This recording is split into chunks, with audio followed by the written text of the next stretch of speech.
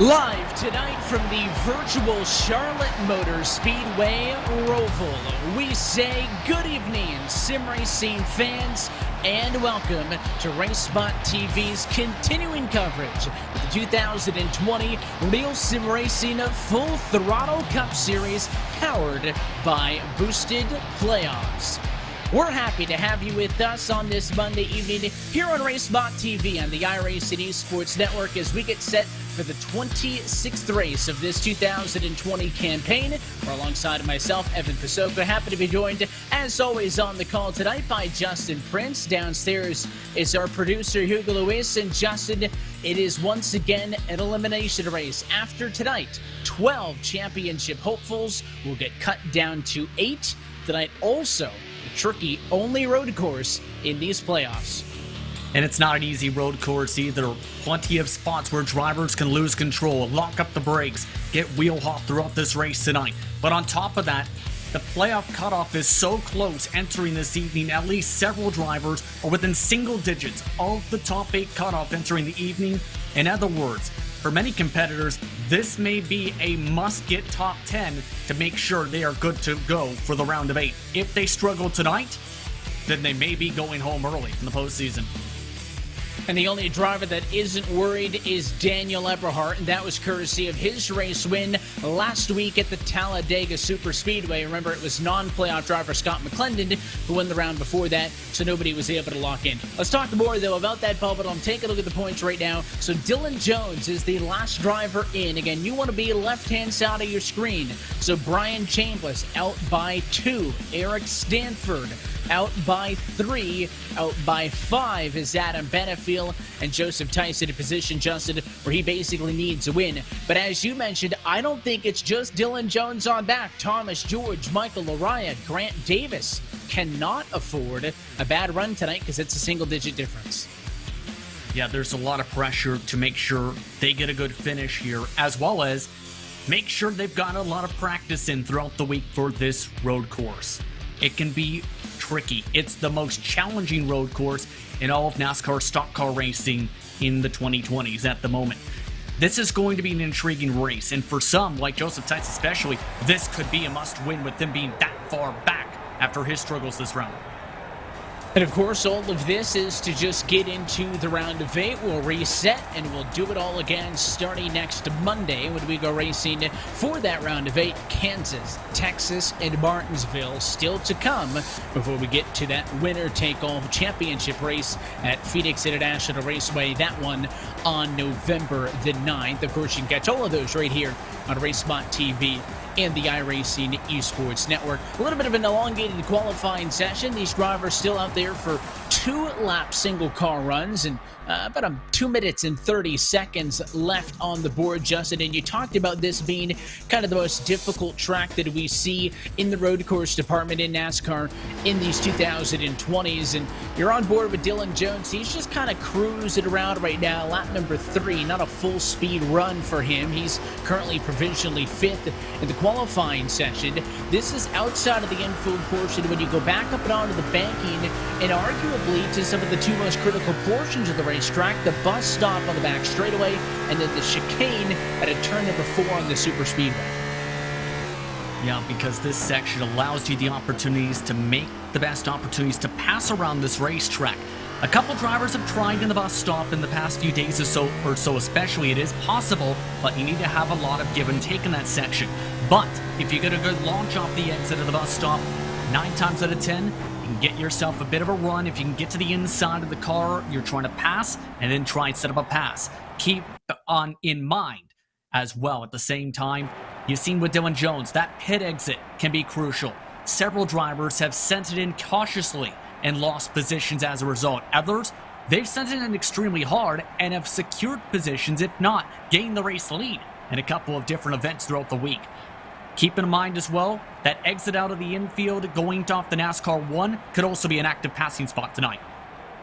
And one thing drivers were joking about today earlier on social media was the fact that they don't have to worry about rain. What a mess that was over the weekend in the NASCAR Xfinity Series race, and did play a big factor strategy-wise early in the NASCAR Cup Series race, where at least they started on those rain tires, and then everybody eventually shuffled about to the slicks once again. Not a concern. As you can see, it is nice, clean afternoon conditions here at Charlotte. Track temp at the 117-degree marker, though, with it being 82 degrees outside, but there is no sort of weather going to be a factor, as it is basically high noon here in the sim from the Roval. And again, we mentioned that it was Daniel Eberhardt, the only driver who was safe into the next round of the playoffs, courtesy of a race win. And you take a look at the calendar, this is not our first trip to the Roval, Justin. We raced here in this series last year, and that one was won by Connor Horn. So not to say that, it can't be just one of those playoff contenders. Horn not here to defend that win, but definitely the door open for a lot of those other fast names. The likes of, Scott McClendon was a top 5 car even.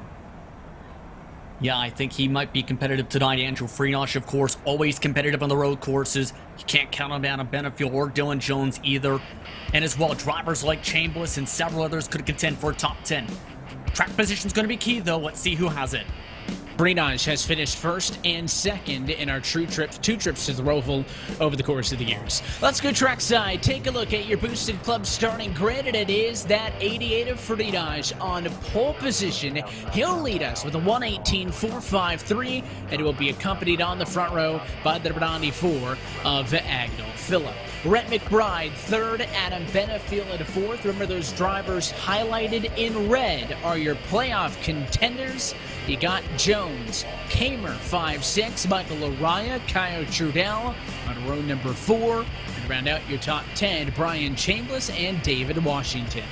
Eric Stanford in the 120s in qualifying, starts in 11th alongside Scott McClendon, the worldwide racing machine. Cole Freilich is in 13th position tonight with Grant Davis in 14th. One of the drivers deep in the field for the playoff grid. Sam Nieto put in tons of practice time, still 2.4 seconds off the pole in 15th alongside Matthew Mara. Bradley Burke and Sean Kalis were the final drivers to put in times. The rest of the field set via provisionals. Liam Sheen and Joseph Tice deep in the field in 20th. Is the Flat Out Motorsports playoff driver. Not as many provincials as we saw last week, but a lot of them oldies drivers. Bogard, Durham, Cato, and George in on provisionals as well. It'll be Winfield, Mosier, Fowler, Soa, Valderrama, and Eberhard. Your starting grid, a look top to bottom 1 through 30. As we get set to go racing in the boosted Club 125. And as the field works through, let's kind of get you caught up to date with where everything is here on this track. And Justin, I suppose this is a hot take depending on who you talk to, but I'll be using, at least in my head, the 17-turn map of this road course, which means that right here, the first right-hander on the infield portion, turn 3, second right-hander, turn 4. It's all part of basically an 8-turn complex, which makes up the infield portion of this racetrack. And it's not an easy portion of the track either, because several drivers have either spun out or smacked some of the tire barriers this week in turn 3. There's also the risk, especially once the tires get hot and you light the rear tires, of sliding into that grass to the left side. Several drivers as well have struggled in this section they're in right now in turn 5 and 6, where they either hit the curb on the right side or take it too hot and slide off to that grass towards turn 7. This section is going to be crucial to make sure you have enough momentum and track position, as well as to where others can capitalize mistakes to be able to gain track position tonight. It's a fun complex, that left-hander there, because you're going to get right out to the outside wall, then you dive in tight up against the inside retaining wall, swing all the way out to that safer barrier, and then of course you're going to get the speeds up as you get on to turns number 1 and 2 of the oval, which will be turn number 9 and 10 on this road course. And as it is always in road course racing, Justin, no full course cautions on the docket this evening, so it doesn't matter what happens. This race is going to go start to finish, and with 55 laps on the board, means that we're going to be racing for a little bit more than an hour in time, so it's not going to be a marathon on the stopwatch, but these drivers will be feeling it, I can promise you that. Yeah, a few drivers in some similar distance races, I should rather say, have been very sore after some of these events. This is the same distance, mind you, as NAS competition throughout the week, as well as for the Coke Series drivers on Tuesday. And there have been a mix of strategies as well as a ton of attrition in these races. Fall-off could fall as much as 4 seconds for these drivers in the fixed set by lap 13. And of course, race distance in this one, a little bit shy of halfway in the actual race from the weekend. This time by the pace car getting out of the way, and the field is in the hands of Andrew Friedrich as he looks for a second career win at the Charlotte Motor Speedway Roval. Unlike in NASCAR Cup Series action, the chicane is part of the restart process. Pace car is off. Friedrich through the gears. Let's go racing at the Roval.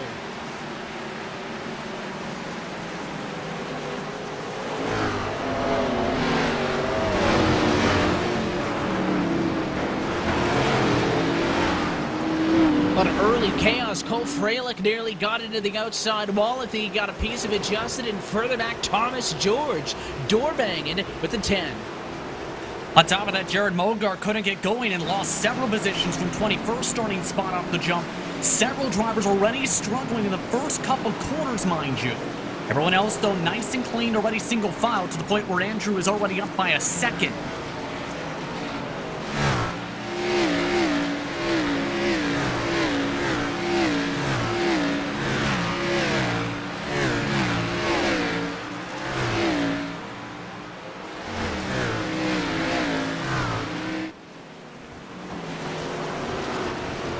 Oh, real hot that time. I think that was the 5 of Rhett McBride locking him up. More drivers now. Going to miss that bus stop on the back straightaway for the first time.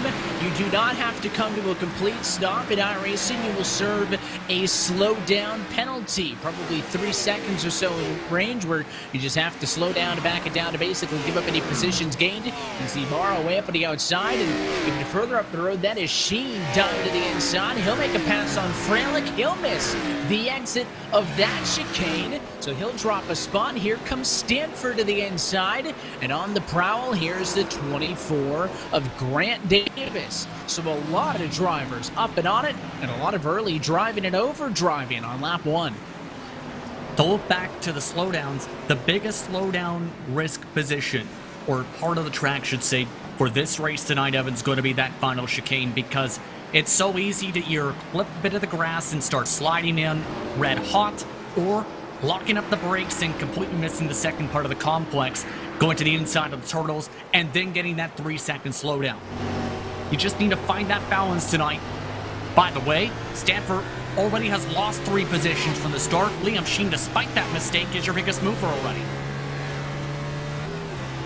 And on board with Eric Stanford, he mentioned -3. Lucky it's not -4 after we saw that aggressive move kind of thrown out the window there as this driver swapped out spots. Looks like everybody's got the braking points down second time through that bus stop on the back straightaway. So up front, though, Andrew Ferdinand comfortably in control of this one from the start. And I know that we're just underway. And there was a handful of drivers that I'm going to be watching. Joseph Tice, I think he's going to be one of the drivers on the move. I'm also going to be looking at Thomas George, the 24 machine. Grant Davis misses the bus stop again just behind that number 1 car. I mentioned those 2 names just because those were drivers who I saw speed out of in practice but opted not to queue.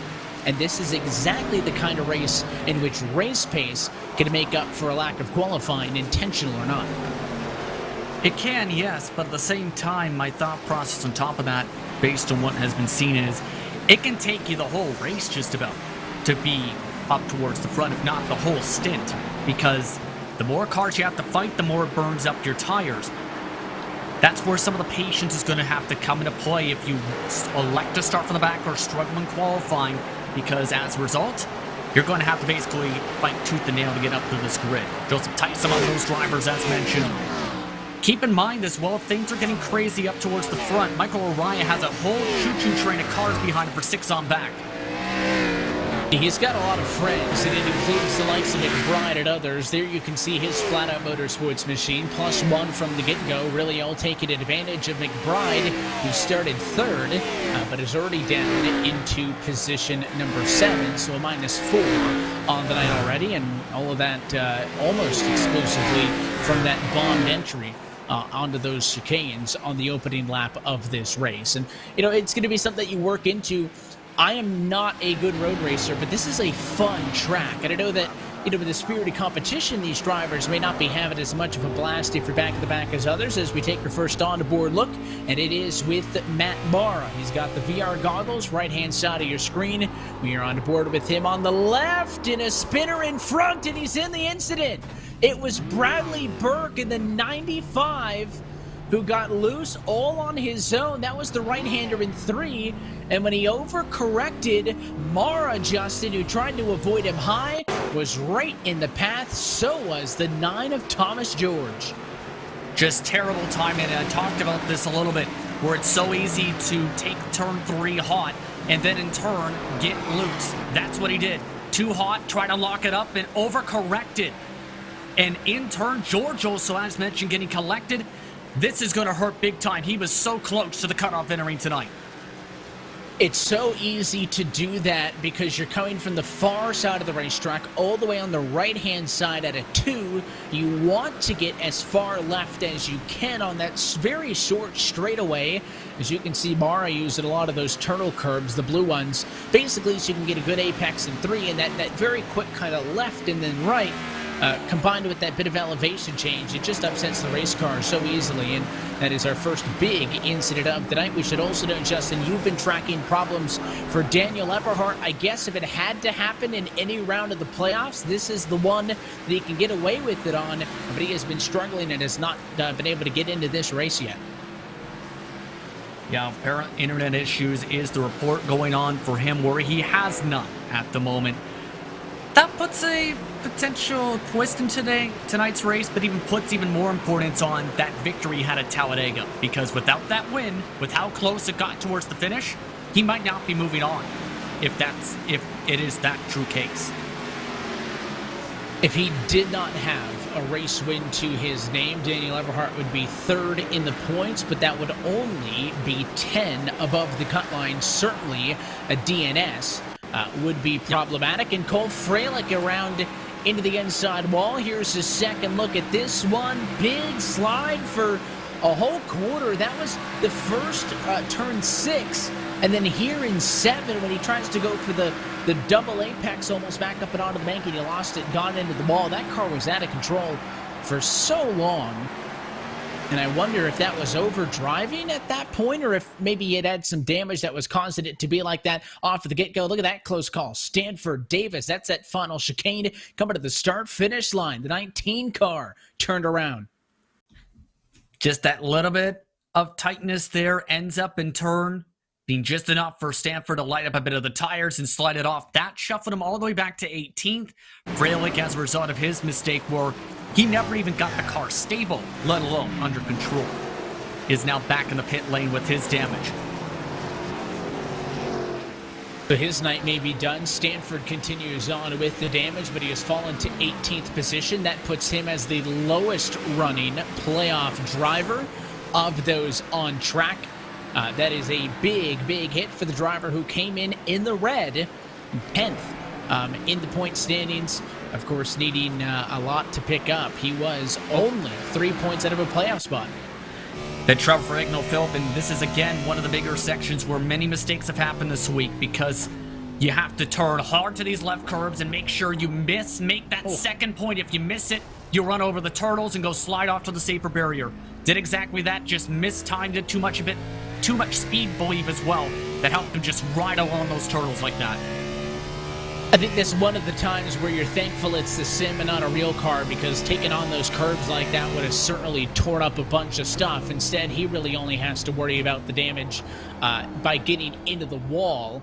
And here's a second look at that. I mean, you can see just nowhere near it, but at that point, still trying to turn back into the corner. He's going to get all 4 tires off the ground, and at this point, he knows he's not going to make the turn, so he'll just lock it up right there on the brakes, trying to slow that car down, and did so pretty successfully. The contact with the outside wall could have been a lot worse, but I think the big thing is you saw 1-2 cars go by. Philip dropping a couple from that incident alone.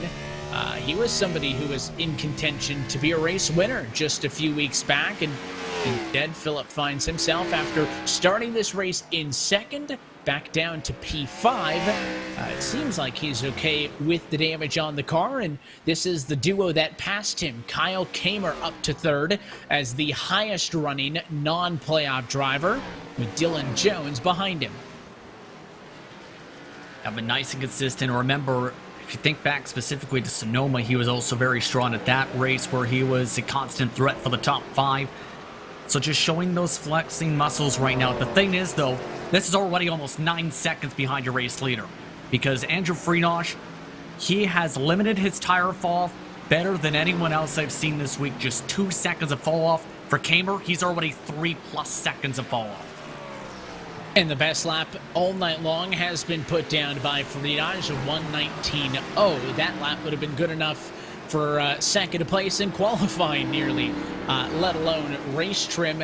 And his last lap was a 1:21.9, which is a good bit of fall off, but was still also fastest out of anybody on track. His current lead is about 4 seconds atop Adam Benefield and company on back. So Agnell Phillip in 5th position. Talked about him trying to hang on. Let's watch the battle for 6th. Here comes the 7 of Kyle Trudell. He is on the move, disposing of lap traffic. Steve Durham, he's the one that's trying to reel the Donnie 4 in, and Lariah is hot on his heels. There's about a half a dozen cars within a second or two. Now for Durham, it's been an adventure tonight, and this traffic could be crucial, especially you see that tightness right there with McBride nearly hitting the back end of him. Most of it's been cordial throughout the week where they've let cars go down the front stretch, but if you get stuck behind them when it's the single file lines, that's where mistakes can come into play, and so many chances to lose time end up arising here. Chambliss, big mistake there in the final chicane, too tight on the second corner.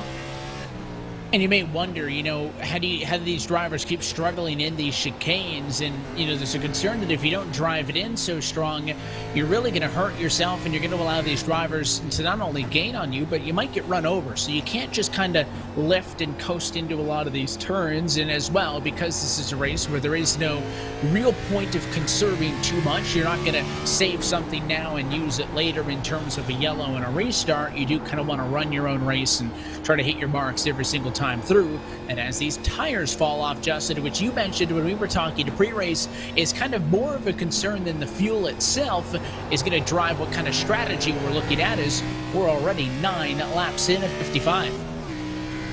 Here's the interesting thing about that, because there have been 2 types of races I've seen. One where same distance, if not more laps turned just about by maybe a lap or so, drivers elected to take tires as McBride takes a bit of the curbing and loses a spot for position there to the point where it damages right front. But the second point, however, is with the 2 stop being the possibility for tires, is you can make it on 1 stop. You can go as far as 30 laps some drivers were able to do on Friday when many of the eNASCAR Coca-Cola iRacing Series drivers were testing things out for Tuesday in an official race. So basically, it's a matter of, do you feel like you can make up the time that you lose in a pit stop and gain a ton of time on fresher tires? Or do you feel like you can defend on much older tires for the drivers who tried that said strategy? In terms of this set, specifically, of course, with it being fixed, it may end up being a lot of 2 stops for some drivers because, again, you can gain that much more time throughout the entire run. And historically in these road races, Justin, they've always been a part of NASCAR Cup Series racing, and in turn, with a very similar schedule, they've always been part of RealSimRacing Cup Series racing. But much like the discussion has turned to in the real world as we take a look from high above the Charlotte Motor Speedway with the RaceSpot TV blimp cam, is that with more and more road courses coming, you can't really have the mentality that I think you could get away with in a series like this 2-3 years ago, where, I'll just deal with the Watkins Glen trip, I'll deal with this Sonoma trip, and we'll be fine. I'll just write those 2 weeks off. Obviously, there's going to be 6 road course races on the NASCAR Cup Series calendar next year.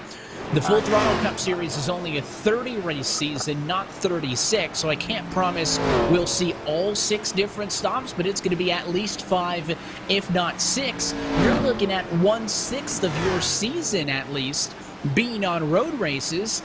Might force these drivers into taking this medium a little bit more seriously. And listen, it's a ton of fun, but I realize it's not everybody's cup of tea, and I think that those tides are starting to change. And who knows what happens in 2022, especially when it comes to that, especially when the next-gen car comes into play.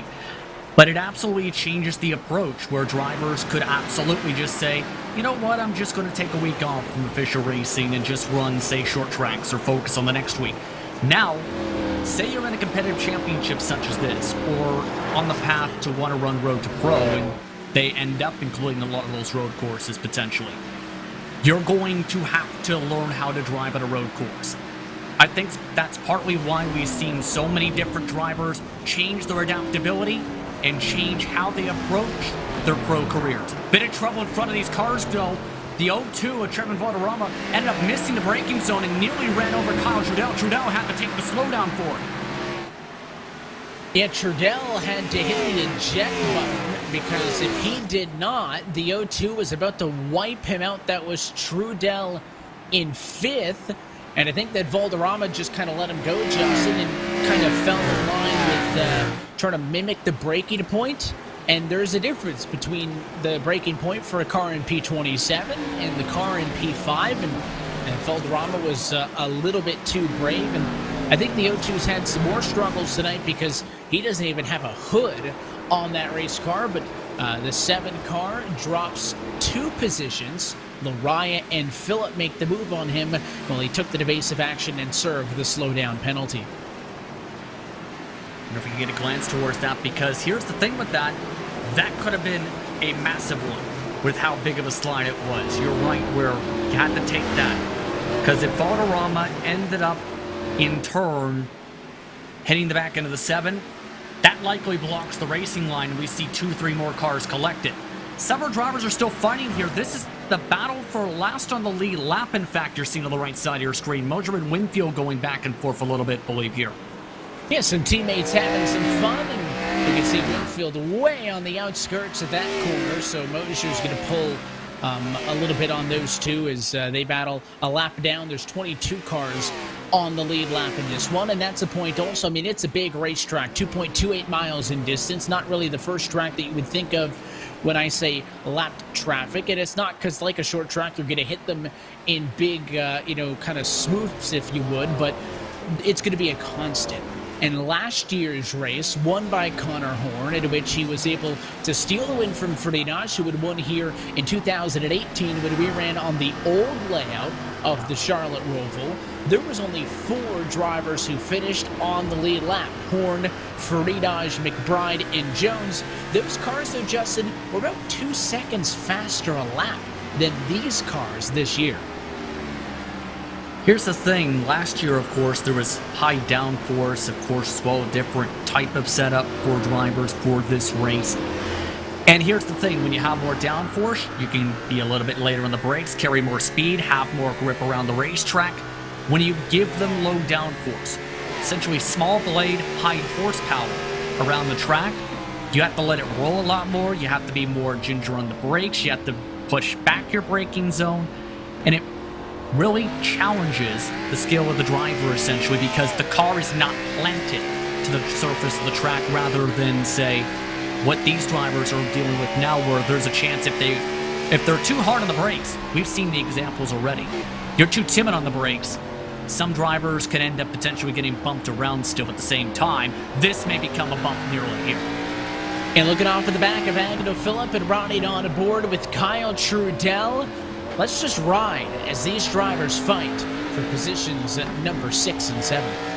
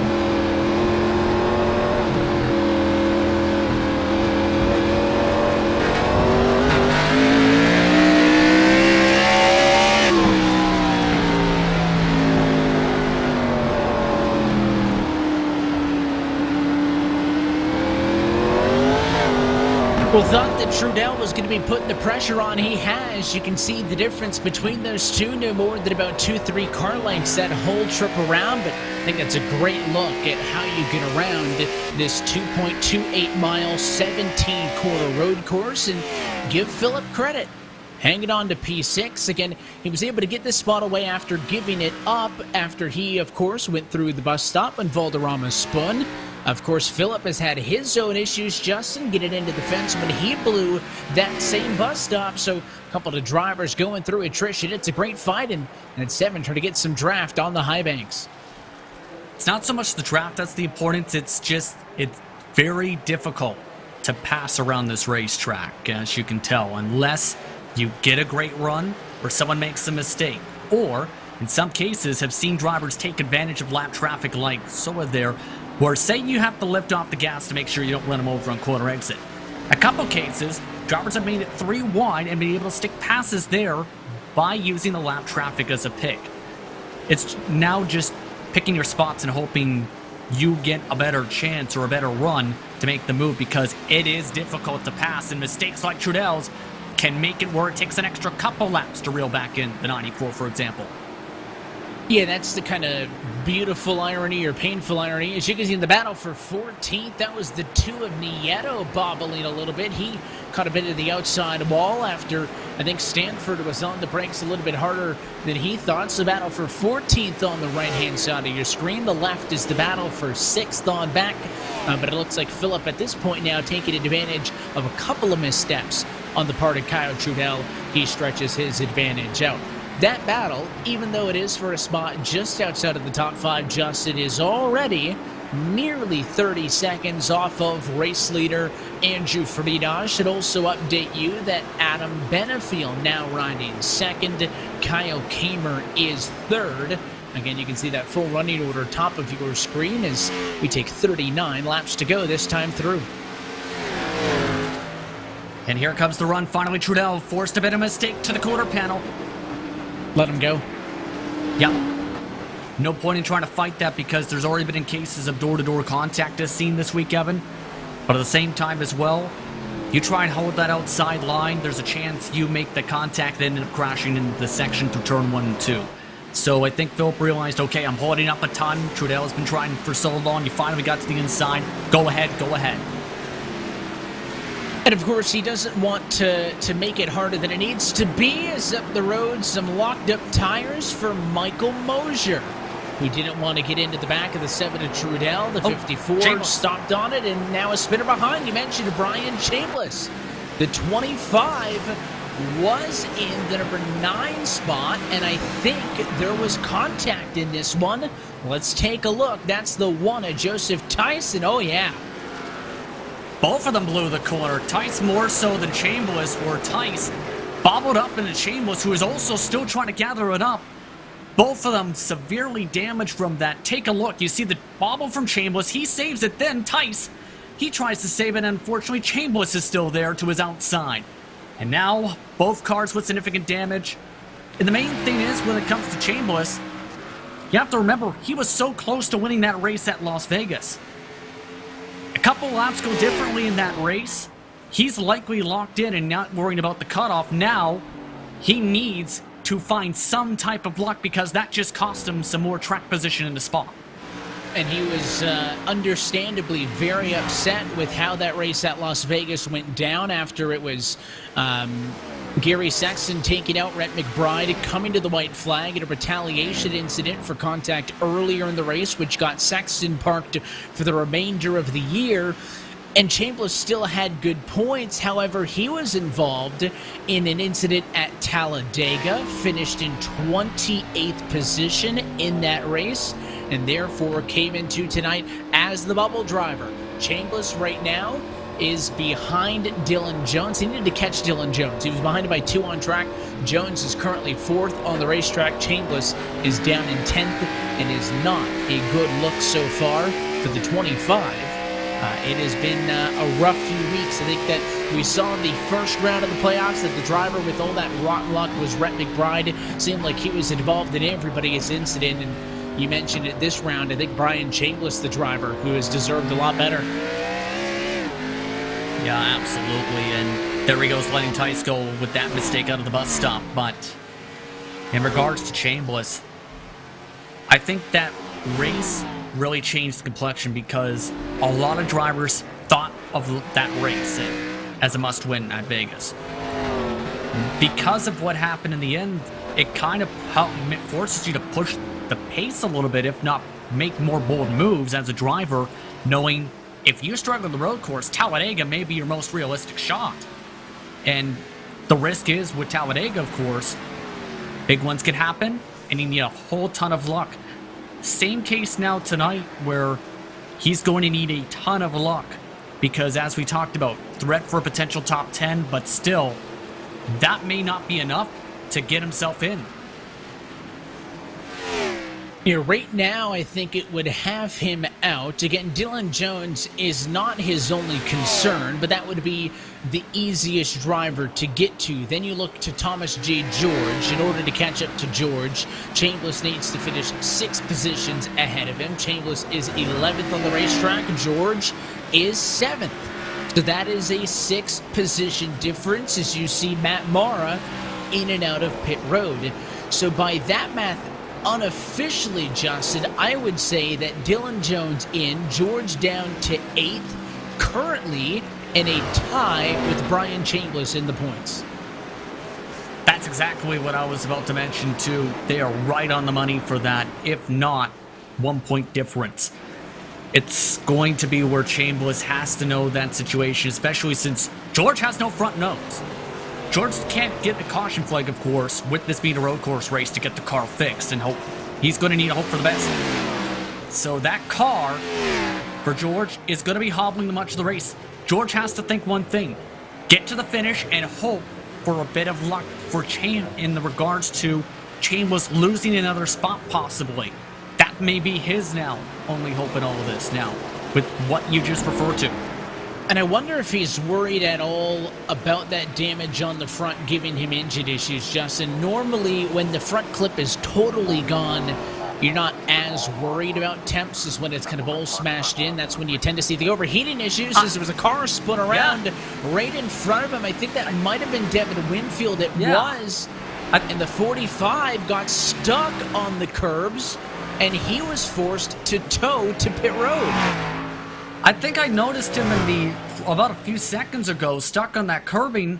The thing is, I was surprised he's still there. You see that he's been stuck there for a good amount of time. There was that battle we were watching with the battle for about 5th or so. Then, he's just completely stuck in the turtles. The bottom of the chassis is completely stuck. He obviously lost control to get himself on the other side of those turtles. And when he got back on the gas, I think he thought, oh, I can just cross the bottom across these and go get back going. Here's the problem with that. You turtle this car, you're going to have to use a tow, and he turtled it big time. Big mistake. Pun intended. And watch this. He nearly took out his teammate at the same time. You mentioned 3 cars get loose. Watch Valderrama here, thinking that the 45 is going to come back up onto the racetrack. And right there, I mean, they were both out of control. Winfield spun, Valderrama also spun, got into the fence, and then they nearly hit each other again. So I don't know if that's the sim racing version of oil on the track or what, but yeah, then Winfield, you can see right there. Visually, Justin, it looks like you should be able to get over them, but just the physics with how those were built, you're right there. I mean, and he was spinning the rears, and he got stuck, tried his best to get it going. I remember a couple of weeks ago in the Outlaw Truck Series race at Eldora, Winfield got stuck on a tire pack on the inside fence. Granted, in the Truck Series, people are a little bit more acclimated to chilling out, and on a yellow, somebody bumped him, got him off of that. He was not going to get that same courtesy here in a Cup Series race. He gets the tow. His night is done. That was 2 of the subpar cars spun in a single corner. Watching this battle with Sam Nieto in the 22 of Scott McClendon, who has lost 3 spots this lap, but the 2 missed the bus stop. So Nieto again, not even close. Does he have to deserve a slowdown? So far, no. And here's an opportunity for Thomas George to get some spots. Oh, and McClendon's taking the opportunity to go for the 2-stop here. Feels like he's getting held up, trying something different here to maybe break things up in the pack. But in regards to that battle we were just starting to see up with George and Nieto, the damage can hurt you in the speedway section because, of course, that requires a lot of aero and can be fairly quick to go around. You can get around it a little bit, though, on driver skill in this part of the racetrack. We're seeing that now because Nieto's tires are gone. George, he's not been burning them up as much, even though he has no front clip. And it is a weird two-stopper because we're well past one-third distance with 23 laps in the works and 33 laps to go in this race. So it is kind of a tricky point, but you know, if you got to get to the halfway point, your magic number in this race is about 28 or so. So we're not that far away from it, but maybe these drivers try to stretch it for that point out to the end. There is no concerns either on tires. You get 3 tire sets additional in addition to the one that you start the race with. So 4 total in all of these Cup Series races. So tire limits not a concern.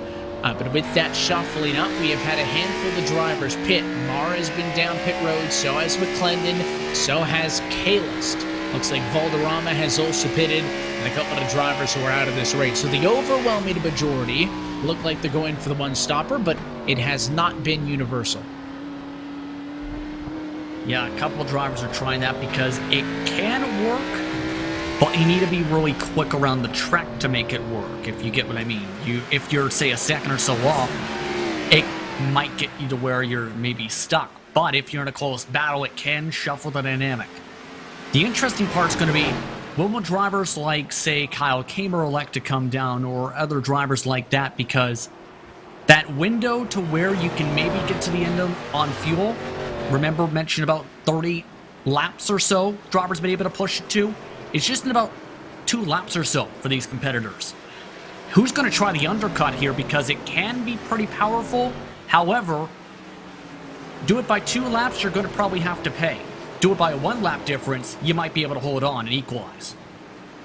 Yeah, I mean, you're looking at, even for the fastest car on track of Andrew Fernandez, he has fallen off for almost 5 seconds a lap. Normally, we're talking about intervals of, anywhere from 2 to 3 seconds or so on an oval, and we say, you go for the undercut, you're going to make up that time immediately. You'll have the older tires on the end of the run, but you do want kind of that instant bit, and I don't think that undercut is going to win anybody this race. Adam Benefiel was kind of locked in at about 6 seconds off of the race leader for a while. He's now fallen back to nearly 10 seconds. That's Kyle Kamer in third. He is running 19, nearly 20 seconds off of the race lead. I don't think it's going to change 1, 2, or 3 for the undercut, but for all these kind of gaggles mid-pack, that 1 or 2 lap difference could be the difference. You know the thing that's crazy, though? You see that last lap for Kamer? Fernandez is still in the 123s. In that 4-second window. Almost everybody else in the top 5 and top 10 outside of Benefiel is up to 5 seconds of fall-off. That's the worst amount of fall-off I've seen throughout the week. And that might be part track, but also just drivers have really pushed their equipment a lot more in this event, because I think some of the ramifications and needing some of the track position early, since it can be so difficult to pass. And now the drivers who abused their equipment early are the ones sliding around and dropping back, while some of the others who may have been a bit more patient and saved their tires in the first 5 laps or so are charging up and gaining some spots here. Philip is now gone on, and this is going to be tight on the fuel mark, though. He needs 30 laps to get to the end, towards the rear end of this lead lap. Basically, 31 is his number if he wants to go all the way, as he will come to the completion. Actually, he's just now on the start of lap number 25. So yeah, his number is going to be 31 as he tries to go to the end. 4 tires and fuel, no shock there. He'll be back off and away. We wait for really our first big name from up at the front of the field to come down pit road. So far, Fernandez holds strong. And again, no changes with Benefiel second and Kyle Kamer running in the number 3 spot. And now that we've gotten some separation, not a ton, but a majority of the drivers in this field have been able to get some distance between them and everybody else. And right as I say that, we're side by side on the high banks. It's Rhett McBride in this battle. That's the 5 car. The one of Joseph Tice made the pass on him for 8th and 9th. Put Tice plus 12 and McBride minus 6 What I was going to say before they immediately proved me wrong, Justin, as we see Michael O'Ryan pit for the number 6 spot, is that for a majority of these drivers, now it's about making mistakes on your own, because for more or less, you've kind of found your spot in the field based on race pace. Exactly, and that's kind of just the natural flow of road course racing. If you watch more on the endurance side, you're grouped up with maybe 1 to 3 other drivers throughout an entire race based on your consistency, where you're possibly going back and forth on strategy, or you can leapfrog to the next group by using some strategy. It's kind of the same philosophy tonight, because drivers are trying this now to undercut and gain some time on track, and then put themselves in defensive mode to see if they can hold on after some of the battles they've been in potentially close up about 4-8 seconds maybe in the next couple laps or so, compared to, say, Andrew Freenosh. The difficult part's going to be, again, though, how they handle the massive amount of fall for the end of the run, because they'll have to go much further along on the tires. They're also going to be a little bit tighter on the fuel, although they should be okay at this point. The only concern I have for drivers who are trying this is, can Philip make it completely? Remember back to last year with the higher downforce, cars can make it up to 33. Thing is, a lot's changed on iRacing since then, from the tire model to the fuel calculations to even the chassis. A lot can change in the span of a few months even. And that's where you see the difference in speed and some of the strategy. Joseph Tice is going to pit from 7th position. That is a 9th placed car, though. You're looking at a Liam Sheen with all the damage on it. Agno Phillip is on him. This is not for position, though. Sheen to pit road. I mean, it was technically for position, but Phillip had already pitted, and Sheen got the fence, I think, there. Coming into pit road, trying to slow this thing down to just 45 miles an hour. Only 40 actually here on the road course version. I think that wall may have maybe saved him from a speeding penalty, but it's going to be tight in that section. And Liam Sheen actually parking it. Sheen is done with that smack to the wall. But part of the issue is with the pit entry. We talked about drivers taking it too cautious. If you take it too hard, you can easily just slam into that wall and cause a ton of damage, which can hurt you. Your leader's in, and Jones is spinning in the bus stop. And that's the 11 car. He's around on the back. You see Ferdinand in from the race lead, and I saw it at the same time as you, Justin. The 11 on his own just overcooked the entry. That seems to be the far more calamitous corner than the front straightaway chicane is, and Dylan Jones is going to take that as his sign that I should come down and pit right on the money at halfway, but it just burns a ton of time on the stopwatch that he really didn't need. Lost at least 5 seconds from that. But the big thing is, looks like Benefield and Kamer are looking for a bit of an overcut. The thing is, and you're going to see it a bit more on Tuesday, likely, for the Coke Series, it's a risky call. You can get away with it for tonight, maybe, with the fall-off difference. But if you try this at the pro level, and this is, mind you, one of the crew chiefs for some of the drivers in the series, you're likely getting burned. I wouldn't be surprised to see Benefield come in this time. I just don't see how this makes a difference for Benefield, good or bad, so I would have just expected him to pit this time. 28 down, 27 to go, but he's going to keep it out there on track for a couple of more times. And again, it's not going to win him the race, Justin, but I also don't think it's going to lose him the race. He's still 9 seconds ahead of Kamer from 3rd, who also is not going to yet come down pit road. So, if it was, I think, closer, maybe these drivers would be a little bit more precise and targeted maybe with the strategy. I don't think it's going to be a huge factor, but I think you're right. That 1 or 2 lap difference may not win or lose you the race here this evening, but if you tune in tomorrow night for the Coke Series race, then we're talking about a different story. Absolutely. And now the interesting part is, if you could stretch it to that window we mentioned, or even a couple more laps, curious how it all plays, but the risk again is they've already lost 4 seconds, the top 2 have, to Andrew Freenosh. Freenosh is not even getting held up in traffic, which is the one thing you're hoping for if you're staying on this call. So this is going to put them even further behind. Jones just spun again. Sorry, front straightaway. There it is. These drivers are on a case, Justin, tonight to prove me wrong. Right after I said, oh yeah, it's the back straightaway chicane, that's the issue. He spins here, and I think this one was more so him not wanting to run over Bradley Burke, which is why he locked it up. Yeah, and that's definitely partly the case there with Burke trying to hold on to the left side of the track there. Bit of rumble strips, and Benefield still going. Might be able to go one more, if not two more laps maybe on the gas. We'll see if Kamer elects to try something different. No, he doesn't. But we mentioned it. You get stuck in traffic like, say, Davis up in front.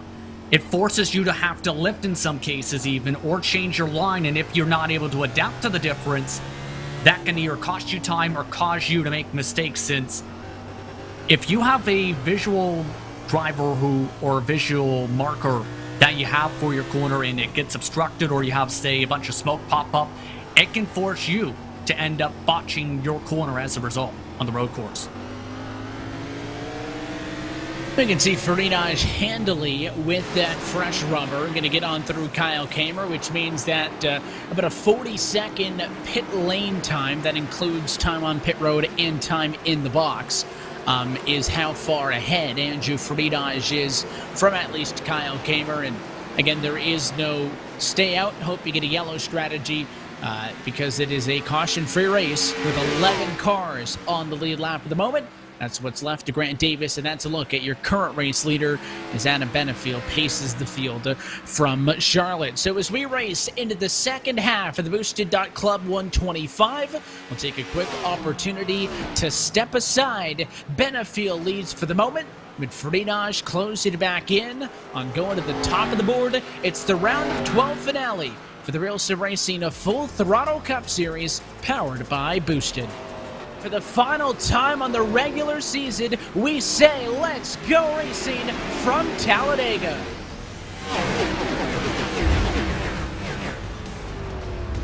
Oh, and the 99 car is into the outside wall. That is Logan Clampett. There was contact in turn 3.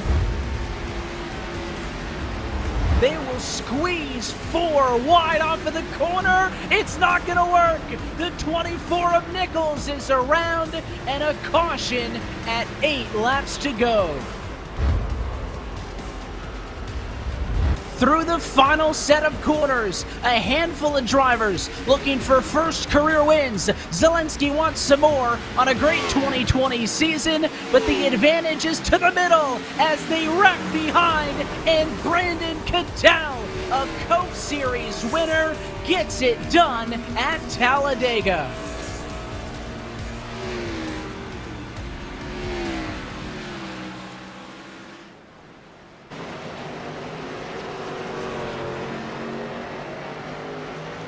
And back live for the Charlotte Motor Speedway, and there it is. We had talked earlier about the concerns with the front end damage on Thomas J. George, who came into tonight 7th in the point standings. His engine letting go. His night is done. He will DNF, and almost certainly, Justin, eliminate him from the postseason and open up a door for Brian Chambliss to sneak on through. Commentator's curse is in full bloom tonight, to say the very least, but we talked about how it would hurt him on the straights. One of the main things, though, when it comes to that is, if you have even a click of engine damage, you could at any time have it potentially blow, especially if you over-rev the engine or over-modulate the throttle even. There's a case that may have happened, and now his chances are done. Kamer's in the pits. Joseph Tice, he's on the move, though. Joseph Tice wants to get things done. Plus 12. I mentioned he was one of those drivers that I was going to watch for. The other one of Thomas George, well, we've seen how his night has gone, is he'll finish likely no higher than about 25th, since there's already a handful of drivers, Fowler, Winfield, Mogard, Freilich, out of this race, and of course Epperhart, who was not able to take to the green flag. As Adam Benefield is in from the race lead, comes down pit road, he'll give up the number 1 position. It is really just a formality, though, at this sake. Ferdinand back to the race lead, and we resume watching the battle between Kyle Kamer and Kyle Trudell. Kamer also still yet to come down pit road. He is just Michael Araya, and Dylan Jones, top 10, who've yet to be down. I believe they have been down, to correct you there. Just about everybody, in fact, has been in the pit lane. It's the matter, though, of there's different strategies in play. Throttle is on 5-lap-old tires. Kamer is on 1 to 2-lap-old tires. And we've already talked about you can lose up to 4 seconds in a run. It's up to 1 second in the first 3 laps. Seen that in a ton of road course. We've seen it in official races, and Benefield is already drifting out of the pit lane. So Adam Benefield, you can see the 83 machine there, back onto the racetrack right in front of, that was Sean Kalis, so not worried about it for position-wise, but a nice squeeze there to not get held up, and he'll be able to get back onto the racetrack. That costs him, though, the decision to stay out. Drops him down significantly. Benefield was second in position to Andrew Ferdinand, Justin, by about 10 seconds-ish. Now it's 30. So it didn't cost him a spot. We didn't think it was going to cost him a position. But it certainly cost him a mammoth amount of time. It is, but he's going to be quicker up during this run for the most part. The tough part's going to be, though, is Freenach, we've talked about his ability to save tires. He has done that a ton as a driver in this, especially with low downforce and a small blade, essentially, for said downforce. We're seeing that tonight with the limitations on the fall-off that is among the best of the best throughout the week. The part that's going to be something to watch, though, is can Benefield be quicker than the 0.6 of a second difference he had compared to Freenach during the long run? That's going to be the crucial part, to have any shot to get to back end of the 88 trying something different. And Ferdinand's concern now is just looking out for drivers to make a mistake. I mean, we saw drivers have some close calls with teammates at points, with the lap traffic at points. But it seems like now, where he is, you can see Ferdinand already off of the banking in 4 on the oval. That's 14 here at Charlotte. Yeah, Benefield's faster, and he had a better lap time the last time through when he actually got back out, but you're not making that up. You could probably have Andrew Ferdinand just to pull over, do a couple of burnouts, and get going and not make a difference. He is really, really good, which makes that run from Connor Horn that much more impressive last year when he stole that race win from him here at the Charlotte Motor Speedway Roval. Again, Ferdinand's other win on the Roval came prior to the repave and kind of the refresh, so it is a little bit different. And it was he and Horn who had pulled way out. The next closest driver to them last year was Rhett McBride, who was 53 seconds back. So we talk about the competition level in this series. It's looking like, with still 21 laps to go, that we may have 5 cars within that window in which the top 3 were last year. So a lot more competitiveness, and that's all counting the fact that McBride was the driver on the doorstep the last time, and he's had a bit of a rough night down in P10. Yeah, it's just that part of the evening, but here's the thing. Brian Chambliss, as well, we've talked about him a few times to swing back this direction. He's now the last car in the lead lap, and all he needs to do, and a couple other competitors need to do, is they don't need to be necessarily in that top 5 grouping, Evan, but they at the same time just can't afford to go backwards anymore, or slam into a wall, or get into contact with lap traffic, or hook a lapped car. In other words, as long as they ride where they're at, maybe try and leapfrog 1 or 2 cars, I think they're going to be in a happy spot. The drivers, though, who are not in the playoffs and have a chance to fight for a win, who really, really, really need to be concerned about what they can do, is drivers like Phillip. He's on the 2-stop strategy. Can he gain back enough spots to get where he is right now? I don't know.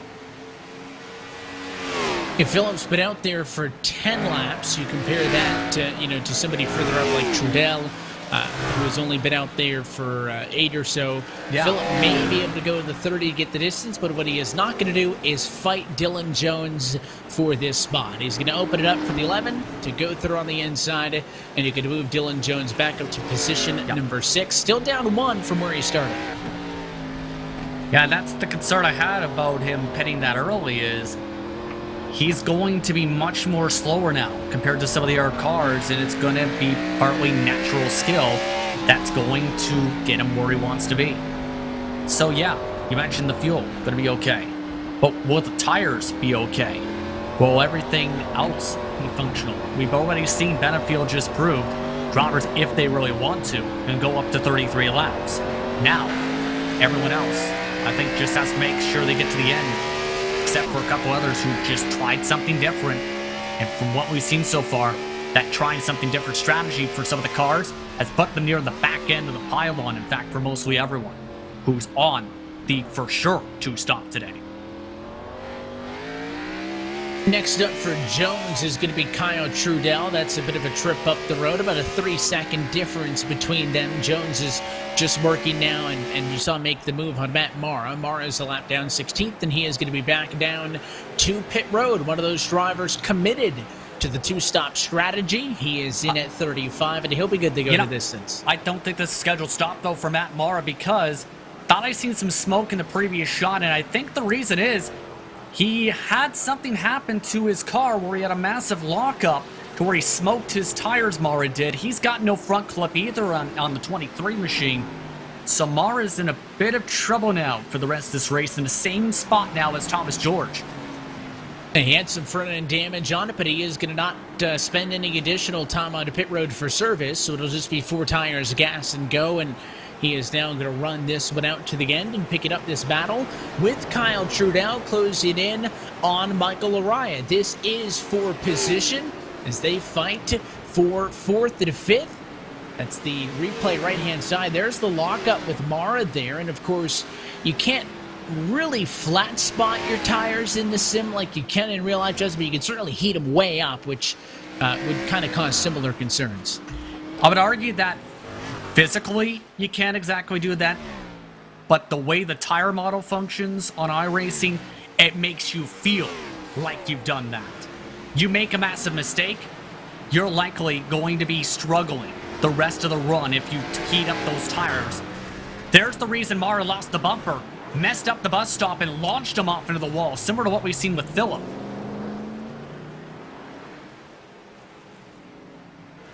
So that's the chaos in the field, and of course with Thomas George dropping out of this, we think that Brian Chambliss, who's nearly back into a top 10 spot, going to be the driver to take advantage. As here's that 7 to Trudell, still trying to get on to Michael Araya as these drivers battle. It's a good fight. Let's hop on board with that number 7 Ford Mustang of Kyle Trudell and ride with him as he tries to get up to that number 44.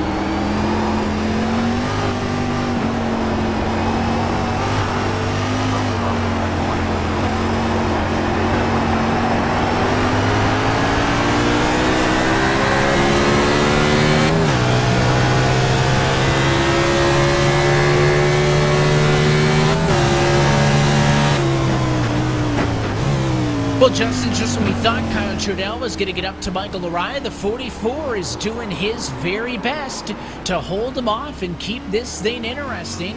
Trudell, not a great exit that time out of the bus stop, and this thing may not be decided. And, how about Araya? We talk about drivers who, make an appearance or a debut in this series and how they can improve year over year. And Michael Araya was only 7 points above the cut line into this evening, but a two-time race winner this year. I think if he can just ride right now and get to the next round, has a really, really good opportunity to make the championship 4. He's had a really impressive season, to say the very least. He's quick at majority of the tracks on the schedule. He's consistent. He's a well-respected driver, doesn't put himself into dangerous situations too often, very patient, and someone who knows how to race within the limitations of the car and the rule set. We mentioned before, he's done race control for various different series as well, including the APC United Late Model Series, which Canadian Late Model Series based on Ontario, for their virtual series back during the spring. So he has a lot of respect throughout the province and throughout the sim racing and real world community in this car. Always fun to see, how these connections stem to the real world, and of course, drivers from all across the United States competing in this series specifically, from the coasts of California to the drivers way out on the east side in New England and Pennsylvania, Virginia, and places like that as well. You're looking at the difference between 9 and 10 now. One of the best battles on the racetrack. David Washington has it. Brett McBride trying to get it back. McBride would have only 3 non-playoff drivers, I should say, in the top 13. So 10 of your top 13 are playoff cars. What a sharp contrast compared to that stat at Talladega, where it was almost the opposite. At one point, we only had 1 playoff guy in top 10. Well, that's to be expected with Talladega, where if you're up at the front and you get in a big one, you may not be in the playoffs come the end of the round of 12. So that was to be expected with so many drivers being patient there. This race, it's you get no full course yellows. It's down to you as a driver, your ability, your racecraft, and how you play some of the strategy in some cases. That controls your destiny for a race such as this. And now, most drivers have grabbed that and have had strong control of it throughout the evening. They've done what they need to do, Evan, to be able to try and move on, for the most part, for most of the playoff drivers who were above the cut line. And that's a term that we've used a lot in these first 2 rounds, is to just do what you need to do. You don't need to go out and win every single week to get out of the round of 16. You just need to be a top 15 car most weeks, and that'll kind of balance itself out over the course of 3 weeks as you see the positions gained and the positions lost on the left-hand side of your screen. Big ups for Tice, big downs for the likes of McBride and others. You don't need to win every single race, though, to get out of this round, the round of 12, to get into the top 8. You just need to be a top 10 or so car every single week. That changes next week, because now we're back at the point where there's going to be more non-playoff drivers in than as you see Stanford go over the curbs. He misses the bus stop in the back straightaway. That's going to cost him a lot of time. But to get to the final 4 could be difficult. We've seen at least one spoiler, a non-playoff winner, every single round thus far. But you have to figure, Justin, that if you've gotten to this point, you have to change your driving strategy. And I think it's a pretty good round to do so. As you see a nice slow-mo there of Stanford going over the turtles on the right-hand side of your screen. A rough ride if that was an actual race car. But, the first round was the short track round. You had the likes of, Bristol and Richmond. This one was the kind of wild card round with Talladega and now the road course. Martinsville is going to be a wild round of 8 finale. Don't get me wrong. But before that, Kansas and Texas aren't too big of question marks. And you mentioned a lot of drivers thought of Vegas as a must-win to kind of avoid the craziness behind. I think just based now on how thin that margin of error is, a lot of drivers got to look at Kansas primarily, and then after that, revert to Texas if you didn't get the job done as must-wins, because top 4 is awfully tough. And again, 12 not awful, 8 pretty tough. To beat the championship 4, this is when you have to run at your absolute best. Exactly. Meaning, again, if you make any sort of mistakes at any of those races, I don't know if you're going to be able to, as a driver, claw your way out unless you are able to win a race. We've seen it in real life with some of the playoff runs where drivers were able to have good momentum for one round, they couldn't carry it the next round, and they fell completely out after finishing bad in one race even. One DNF can potentially destroy your chance for competing for a championship in this series. To be precise, though, as well, as we still keep an eye on some of these battles, such as 19th to 20th, I'm concerned, though, for some of the drivers who, while much of them have done what they've done or need to do tonight, keep in mind, Benefield came into the night below the cut line. He needed a strong performance. Guess what? He's likely, as long as he doesn't get in trouble, probably running up towards the front in P2 for the rest of the race and getting himself in.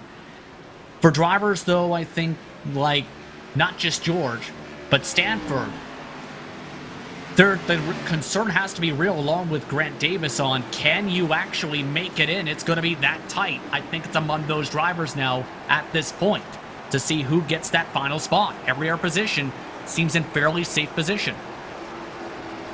Yeah, it's tough, and you know, we can try to do the math in our heads. We talked about, obviously, Thomas George out of this race. He was somebody else with a really good finish lined up in Vegas until that very late race yellow.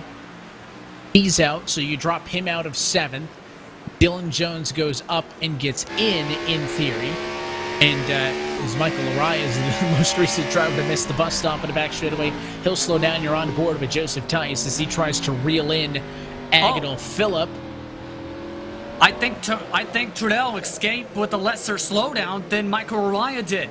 The reason these cars had to deal with a slowdown and lost a couple positions is Ross Cato did not move out of the racing line enough to be able to let him on go, and they all had to miss the bus stop to make sure they didn't run over the 50.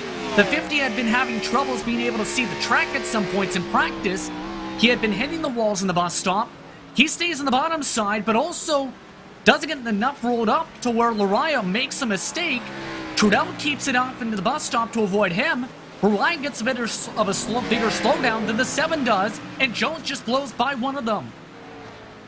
Yeah, I think Michael Laraya is going to make that corner. Ross Cato had given it to him and was about 3 car lengths off, and maybe the 7 can say he didn't know what the 50 was doing in the middle of the road, but I think on Michael Laraya, you got to... And I get it, because we just mentioned Thomas George, Brian Chambliss, drivers who have been in incidents that have hurt them that were caused by non-playoff drivers. So I get that timidness. You would hate to turn in thinking that this guy let you go and to get punted, but I don't think much blame can be put on Cato there. He went to the bottom and slowed down. They all just didn't know what he was doing, and maybe that's when that communication driver to driver needs to come into play. Look at the 70 car, way too deep on the exit. Jones going to get a spot from Throttle. The 44 of Laraya going to get a spot also. So the 7 down 2 in a single trip around the racetrack. Throttle has just not been able to nail that bus stop throughout the day. Major mistake to Laraya, though, in the final chicane. Throttle again had to back it up, and now Jones, he's in a good spot here to be able to try and run away and secure a top 4 run. Not done yet, though. He's going to try to fight back and get into this thing. You're on board with him on the right-hand side of your screen. Let's listen in.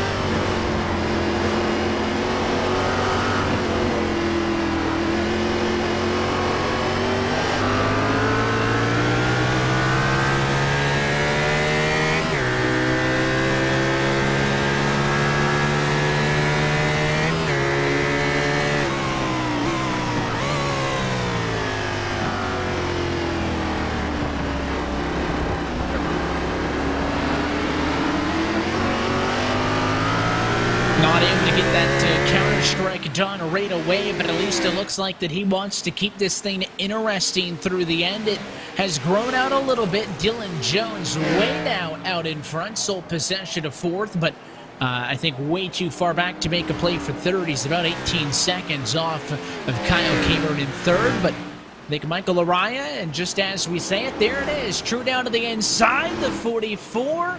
Went for the crossover. He'll be on the inside now for the left-hander. And the 7 car is hanging it out. Great fight. It's the battle for P5.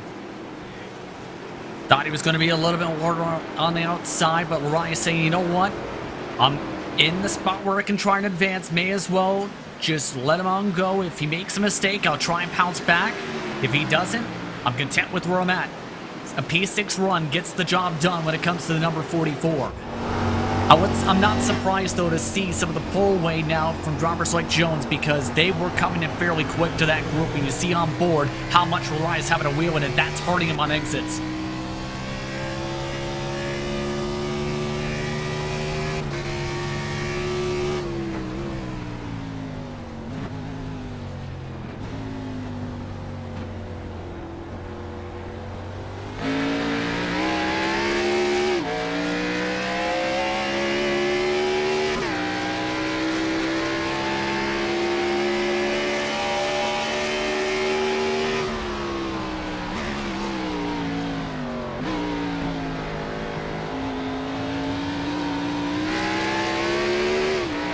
Doing what he can.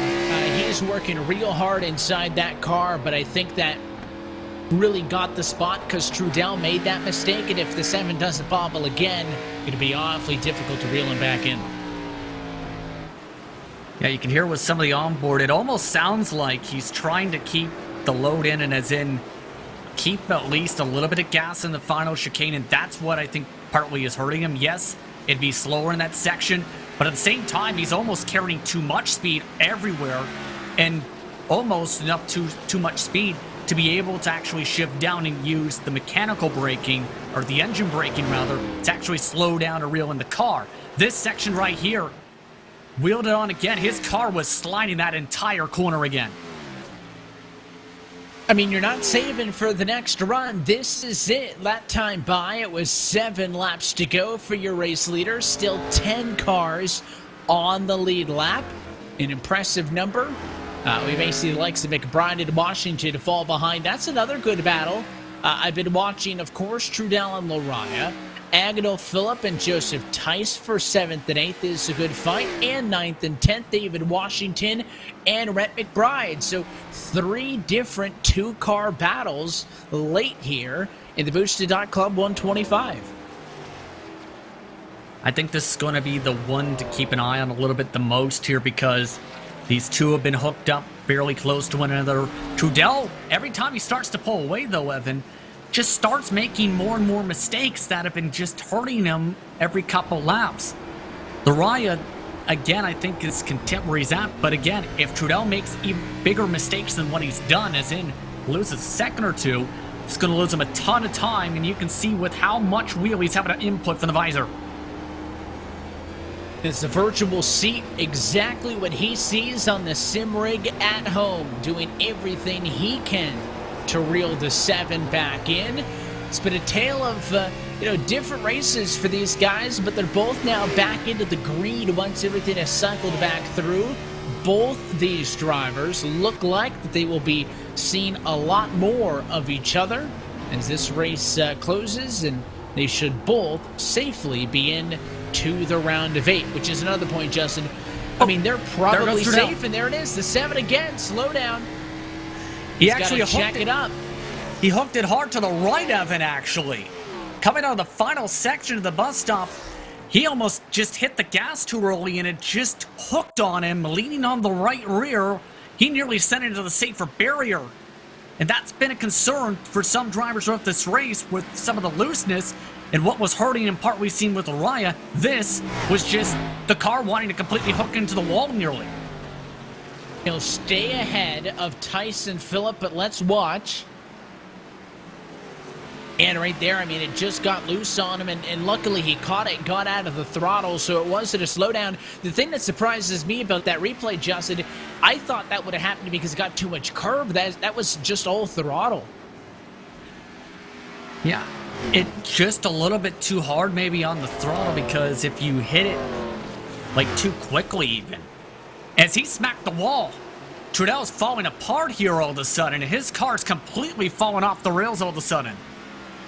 Well, you talked about the mistakes that he was making when he was trying to pull away from Lariah, and that was the point that I mentioned on the pace lap. That spot on the racetrack where you have to get all the way to the wall, and it's almost like a blind over the hill kind of corner, and he did get a pretty good shot to the right-hand side. He'll work around lap traffic Bradley Burke. That's not going to be a concern. And again, he stays enough ahead of the duo between Joseph Tice and Agnel Phillip that I'm not sure they will catch him in 4 laps if he could just keep the wheels underneath it. Yeah, and I think right now he's in a decent spot if he doesn't make any more mistakes to hold on to this spot, but still, that car is not looking as stable as it was a few laps ago. I almost feel like he was trying to break away so hard that he may have burned all that was left on the tires that was helping him get to where he was in the first place, and now he's really starting to drift around these corners. That big drift, I think, doesn't help either, where it overheated that right rear tire a bit more than what he's probably used to now. The difference is about 3 seconds, so as long as he's not a second slower than the cars behind him per lap, he'll be okay. And even with what we would consider a pretty bad last lap, he was only 0.4 of a second slower. So maybe he feels a bit of pressure to kind of push the issue here. Maybe that's why he's working himself into mistakes, but even if he kind of backs off a bit, he should be able to maintain and get that P6 finish. Here's that battle for 9th and 10th I mentioned a couple of laps back. David Washington and Rhett McBride. And McBride trying to chase in the number 98 machine. They are +1 for Washington and -7 in the case of Rhett McBride. A tale of 2 tapes for these drivers. And David Washington, actually, if you don't count the win from Daniel Eberhardt, the highest driver on points coming into this evening. So an opportunity to maybe be one of those championship 4 drivers as he lets the 5 go. Well, that had also had a mistake in the bus stop, but yeah, Washington's been surprisingly consistent this entire round, where he was up towards the front at Las Vegas much of the race, contended for the battle for the lead a couple times. On top of that, he preferred a different strategy at some cases, it seemed, where he preferred to try and stay in that lead pack. The thing is, he was one of the few who tried that in the playoff drivers and actually survived and kept the car clean whenever the big ones started happening or the incidents happened. It was still a crazy final lap, yes, of course, where everything went insane, but he played that race very smart. He's been very solid this entire round in the playoffs. His best stretch of races, I think, this season in general. Been impressive. One thing that he's been looking for, though, a trip to victory lane without one on the year. If he can hang on in advance, which it surely looks like he will, dependent on if Chambliss gets enough points here, and he's one of those question marks, so we'll be looking intently for the points to update when this race ends. If Chambliss does it in advance, then Washington would be the only driver to make the final 8 without a race win this season. Chambliss advances, there would be 2 of them, but statistically, aside from Grant Davis, who has been good when it matters the most with only 1 top 5 and 3 top 5s this year, Washington has the second lowest amount of top 5s with only 4, next to Thomas George, who looks like he'll be eliminated of the drivers that would be left. White flag's out on top of this here, Evan, and that's how quick the pace his friend has been behind him. My goodness, Andrew Freenach just had smacked the field Bobby Zelensky style. He's been always strong on the road courses in this series. We've both seen that at Watkins Glen and Sonoma in the past, especially last season. Tonight, this is probably one of the biggest wins he's ever had on a road course in this series. And would you believe me if I told you that Andrew Fridage's 5 wins all came in the first 15 weeks of the season? We have not seen an Andrew Fridage victory in 10 races. It's unheard of when you consider how strong the 88 car has been, utterly dominating this Cup Series and everything there is to dominate in RealSimRacing. But tonight, a return to form. He'll get it done for the second time in his career here, and most importantly, he'll lead the points headed in to the elite round of 8. Final quarter for Andrew Fridage. It's a checkered flag and a win at the Roval, his 4th of 2020. What a clinic for the winningest driver in RSR history. Just completely smoked the field. Just limited the fall off the best out of anybody and was just able to keep the car underneath them. And that was something we talked about a lot before in the past, where he was the king of tire saving in the long run. Tonight, finally, for the first time in a while, showed that long run pace that he struggled with at times this season. And a lot of battles still coming through to the end. You see Kyle Kamer just now, the 3rd placed car, coming to the checkered flag. Michael Araya, Dylan Jones, they will not swap out a position one final time. That lapped car was the O2 of Valderrama, so Laraya going to maintain. He'll finish in 4th. Jones hanging on to a top 5 behind him. Again, what exactly was needed for some of these drivers for points? The main important mark is going to be the drivers like Chambliss, like Davis, who finished a lap down. Are they going to be able to hold on or try and get enough points in general to be able to be in the round of 8?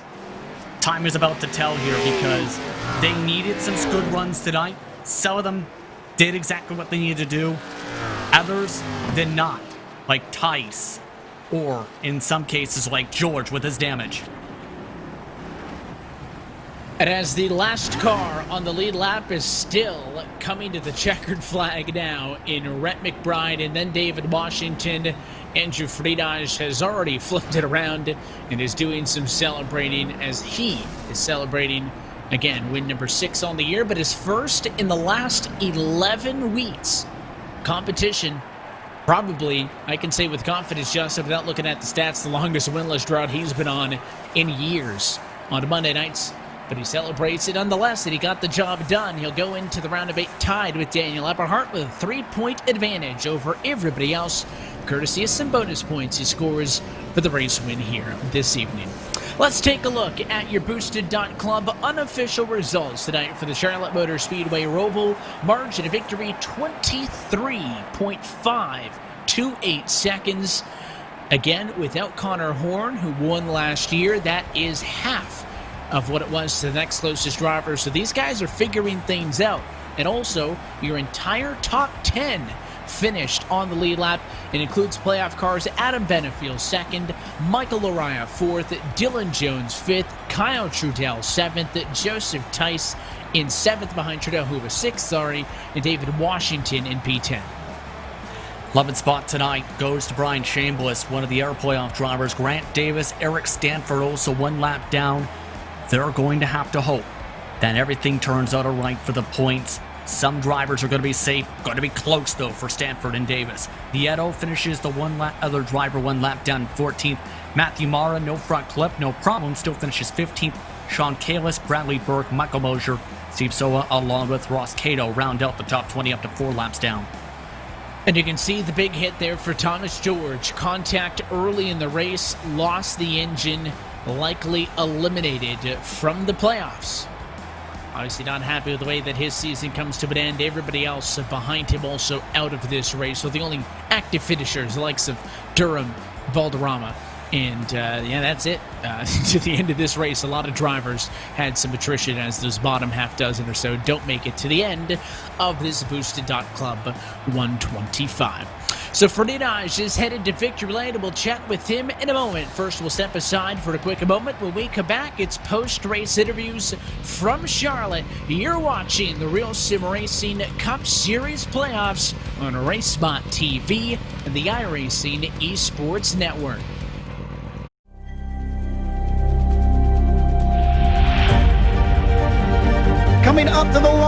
chased, and it was Braden Johnson.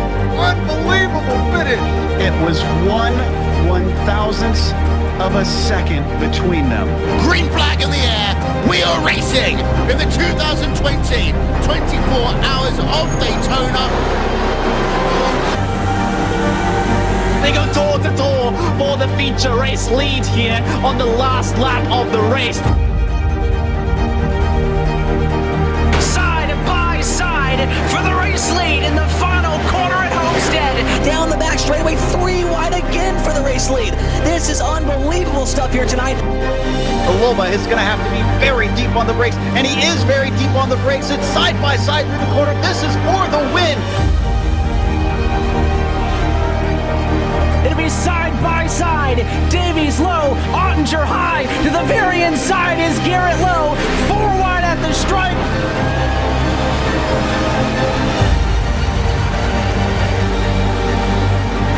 For all he's worth here on this outside line, neck and neck. Who's going to back out? Does anyone back out? Verstappen starts to squeeze on the inside, and now he'll try and straight line it. Goes under the apron, drag race to the line. It's so close to call.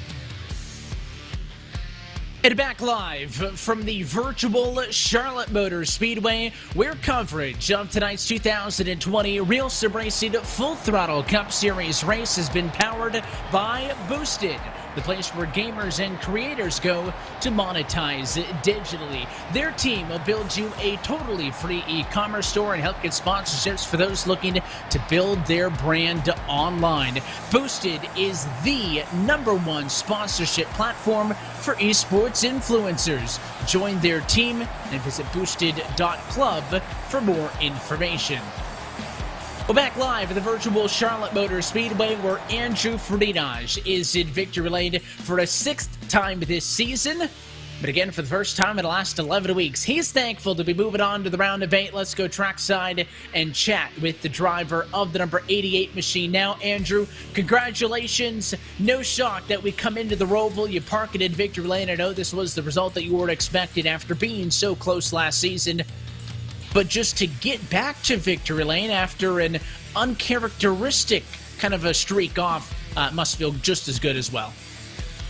Yeah, and it's just, it's been a rough few weeks. I haven't had my internet working. I finally got to race at home for the first time in, I think, 2 weeks. So just to get all my stuff together, get a win, it feels incredible, especially this track. I was not too confident.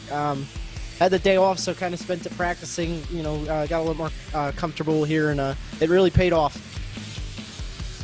Of course, we've seen the last time you won this race, it was the very first time we ran it. It really wasn't this version of the Roval, and of course, a good battle with Connor Horn ended up with you in 2nd place last season. But it seems like everybody else is starting to figure things out. That race last year, we only had 5 cars at a lead lap. This time we had double that. The next car furthest behind you guys was about half as close as they were compared to last year. So does it feel like to you that these drivers are starting to figure out this road course thing and at least close the gap just a bit? I say that, granted, you did win it by 23 seconds, but... Yeah, I mean, for sure, the competition this year, like I said, there's a lot of guys that came back. You have Adam, Malik was here, Lariah, obviously my teammate there, Cameron. Just everybody is, really good at these things, and especially last year we were on that high downforce, so you take that away, you got to have a lot of finesse with the gas and everything. So I think a lot of guys are figuring out, and it just, it's an attest to the competition in this league. It's going to be a heck of a next 3 weeks to see who gets in the Final Four. And of course, you mentioned that you make it to the round of 8, you'll be joined by a lot of familiar names, but a lot of drivers as well who have been kind of some pleasant surprises, and it makes for us good storylines to talk about on the broadcast, but for you, that only kind of maybe makes you a little bit more nervous. You'll have that 3-point bump, so will Daniel. That's all courtesy, of course, of the race wins from earlier in this round. You tonight and him from last week. Looking at that set of tracks, we were talking about it on the race tonight, that it's not as crazy of a schedule as the opening 2 rounds. You do have Martinsville to close it, but I think Kansas and Texas provide real good opportunities for guys with speed to get a win when they are the best car on track. So what's your approach going to be, knowing that that margin for error is now completely gone, and you have to be at the top of your game now for these next 3 and hopefully 4 weeks for your sake?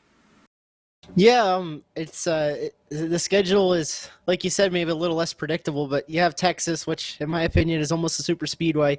You know, you're flooring it all but turn 1 and 2, and the way the package is, Kansas is kind of the same way.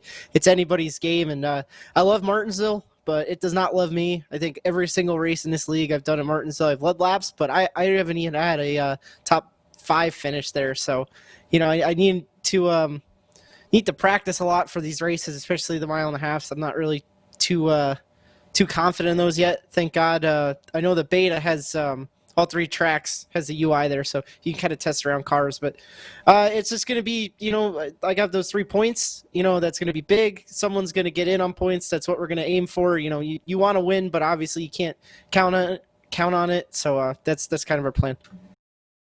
I'll tell you what, it's good to have you back at Victory Lane, Andrew. Congratulations on the win, and good luck, because round of 8 is next. Thanks so much, guys. Race winner tonight for the Charlotte Motor Speedway Roval. We'll pass things on down to Justin Prince. Justin, you're talking with the driver who came home second tonight. This time around, it's the 83 of Adam Benefiel. Yes, indeed. Now joins me as well. Adam Benefiel tried something different tonight, tried to push it as long as he could on the fuel and have a bit fresher tires. However, was still 0.2 of a second at times slower than your race winner in the final stint. Adam, first things first, P2 finished tonight, did what you need to do for the championship. How are you feeling about your run? Oh, I'm feeling fantastic. I actually sent a message to Evan earlier today, and I was feeling like Superman coming till about 4:30 this afternoon, and I realized that this was an elimination race, and my nerves kind of got shot on me right there. So it was good to work your butt off and see that all the practice came in. It worked out, and I was able to walk away with a second. But the whole pit strategy thing, man, Andrew done got so far ahead. I wasn't even racing Andrew no more. I was racing Kyle for second. So I was playing the patient game, waiting for him to pit, and then I was going to pit the next lap. So that whole deal, racing for the win, went out the window, especially in the situation I was in with the playoffs, and I just started racing for second then. Indeed, and finishing second by almost 20 seconds. What made this race so challenging compared to, say, when there was higher downforce with this layout last year, or with the more tighter bus stop back in 2018? Honest to God, I mean, not trying to, be cocky or anything. It really wasn't that bad. Which it started off, it was, but I had, Nick Ottinger and Michael Conti, they two of the best road racers in these cars on iRacing, and they helped me out so much with this place, and all the testing that we do for them for the race tomorrow night, and them just kind of teaching me what I need to do, how I need to brake, how I need to, utilize my RPMs and braking and everything. It was, they made it so simple, and it helped me out a ton. So it wasn't that bad. I just knew that I had a pace, and when I knew I didn't have Andrew's pace, I knew my pace, and I just stuck with it, and luckily it was, second best tonight. Real quickly, with the Coke race tomorrow, you mentioned some of the preparation. Drivers have been testing official races, even on the iRacing Esports Network on Friday for NIS Open competition. Your expectations for what drivers may see and fans should see tomorrow for the Coke Series compared to what we've seen tonight? I think you're going to see your normal guys that are normally up front at the road courses. I think it'll be interesting. I know that the car that the guys at Team Conti has prepared is it feels pretty sporty to me. So, hopefully we can get the job done and walk out of there with a decent finish, so we can get the WR1 Chevy on that side into a good situation going for the championship. Congratulations on the run tonight. Thank you very much for the time. Thanks. And I also got to say happy anniversary to my wife. Tomorrow's our anniversary, and she let me come in here and do this. So thank you to her. I love her, and y'all have a good night.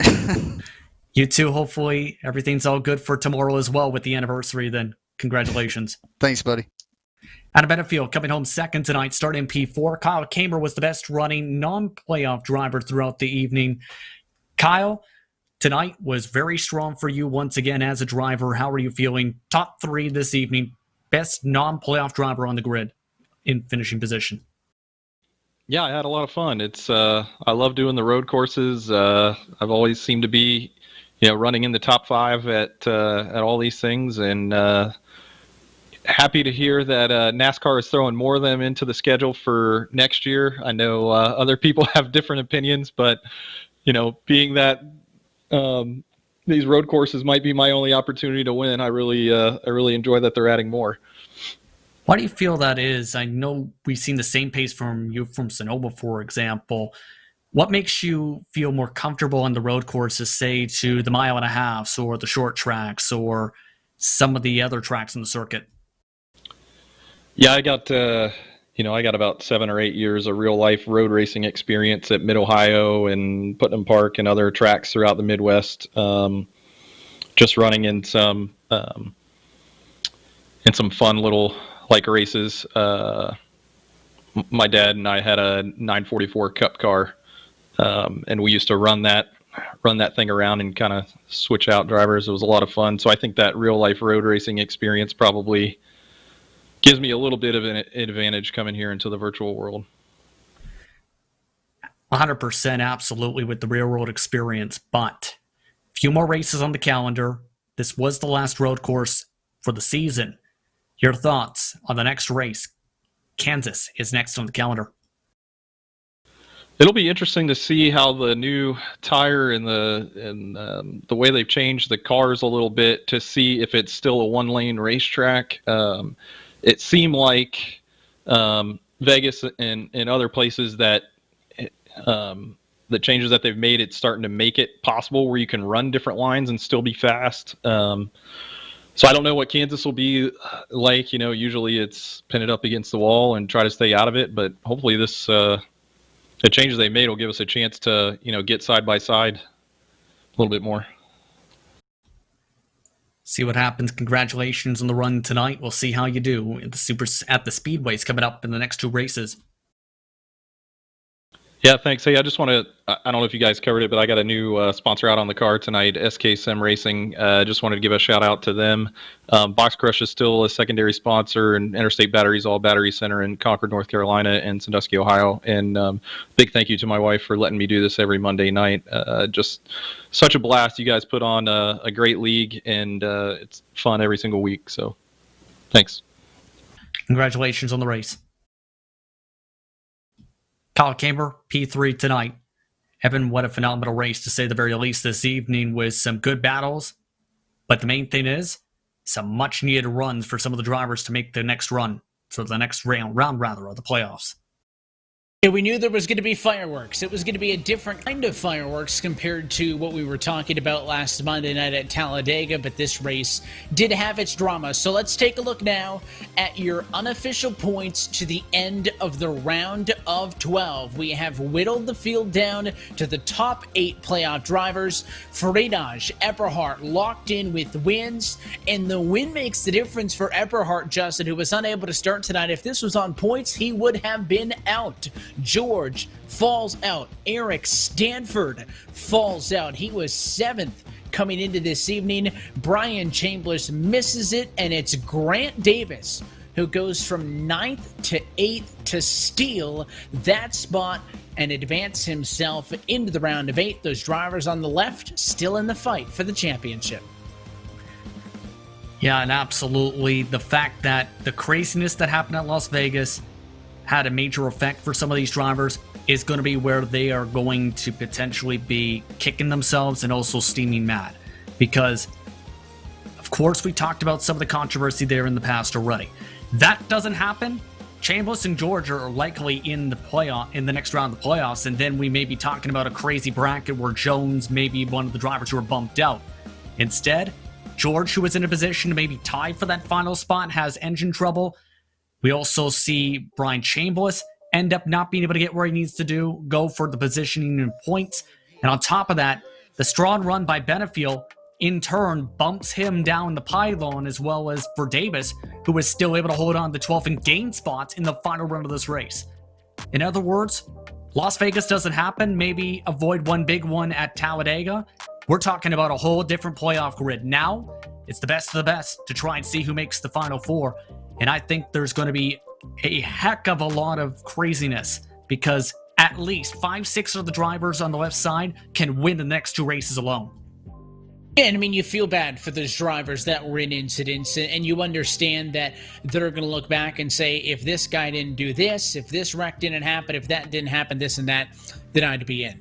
And obviously it's notable for the likes of Chambliss, who should have got a win at Las Vegas, should have been in, likely for George as well, who should have got a good finish in that race. But you also look at, the likes of Rhett McBride, the round before that. He got caught up in a lot of other people's messes. He was mad. I think the flames on screen representative of how these drivers feel. But Justin, there's almost always a story behind everybody. Jared Bogard could have advanced if he wasn't parked for 2 weeks after he got wrecked at Darlington and retaliated. Right? There's all these different stories. Everybody has that excuse per se to fall back on. And that's why at the end of the day, if you're in that red box, you had a chance tonight. You had a chance to overcome those downfalls. You had a chance to overcome that adversity, and you weren't able to do it. A lot of those drivers probably deserved better, but who's to say the drivers on the left didn't work equally as hard to deserve their opportunity as well? And with that now having David Washington, I believe, with Chambliss out as the only driver without a win so far this year, could he peak at the right time? Ferdinand and Everhart, again, courtesy of that win. Everybody's going to reset to, I think, 4,000 points flat. They will get 3 bonus points, so they'll have a very small edge. But we've talked about this all postseason, Justin. This is not your 2020 NASCAR playoffs. If it was, Andrew Ferdinand would probably start 30 or 40 points ahead, and we'd be talking about, well, as long as he doesn't wreck, he's into the next round. That's not how we do things here on Monday nights. It's a little bit different. So it is going to be a pretty equal playing field for all of them. Equal opportunity to get to a championship, which will be for the first time ever at Phoenix. Totally unique challenge there as well. If there was ever a prime time for somebody to get an opportunity to overseat Andrew Ferdinand, why not 2020? I think there's a strong chance, actually, with some of the runs we've seen, especially in the previous races before tonight. He had been up for grabs many times, with Daniel Eberhardt keeping up, if not faster than him, in some races this season. In other cases, Michael Araya's been up there in pace. In fact, Araya might be a contender, I think, for Martinsville once again, with how he does the short tracks as well as his ability to keep the car clean. In other words, it's not a slam dunk, I think, for Ferdinand to make it. It's not a slam dunk for him to get one win, because there could be at least 3, 4, 5 different drivers at the very minimum, I think, who can break through for victory lane at Kansas and Texas alone. Martinsville is going to be the wild card to determine not just who makes it, but who takes the checker flag with how crazy it's been in the past in RSR competition there. Wild card with a capital W-I-L-D, because our trip to Martinsville earlier this year had a series record. This is our 9th season of RealSimRacing Full Throttle Cup Series racing. It was a record high number of cautions and caution laps. You add the element of the playoffs and somebody fighting for a win, it could be wild. Let's talk about that round, though. And we know what we're going to get out of Martinsville, but let's focus on those intermediates. It starts with Kansas next week. It's always been one of my favorite intermediate tracks on the service, because you heard it there in post-race drivers talking about, well, has this tire widened things out? Is it more than just a single groove? Even if it's only a groove and a half, it's up at the top, and it provides a different challenge. And then Texas is just wide open with that new repave. But those are still tracks where, yes, they're unique. Yes, they have their challenges. but more or less, you know if you're going to be good. And we talk about drivers who were eliminated this round, kicking themselves on I needed to do better at Vegas. Maybe I could have gotten through Talladega better. Think of that now, not afterwards. Don't wait till you get out of Kansas and say, man, I should have done this or done that. You need to execute in these first 2 weeks, because I would not want to be somebody going into Martinsville with a single-digit buffer on the points. That's because, again, with the uncertainty there, we talked about the caution record. There's also the chance of other drivers rising up to the top and others who just struggle on short tracks. The thing is with Kansas, it's been tested by a few drivers I've heard where the top line may still be prevalent there big time because the bottom line may chew up tires. The main thing's going to be what's going to happen if it, say, comes to a shootout. What's going to happen if it comes to a fuel mileage race where drivers like Freenage I've seen come away with victories in official races before by topping off on fuel or just barely making it on the gas by a lap or so. There's so many differences on what could happen at Kansas because it's not just your typical mile and a half. It's a mile and a half where the line preference is different, how the tires fare out can be different as well, in part one, well, the surfaces at the racetrack.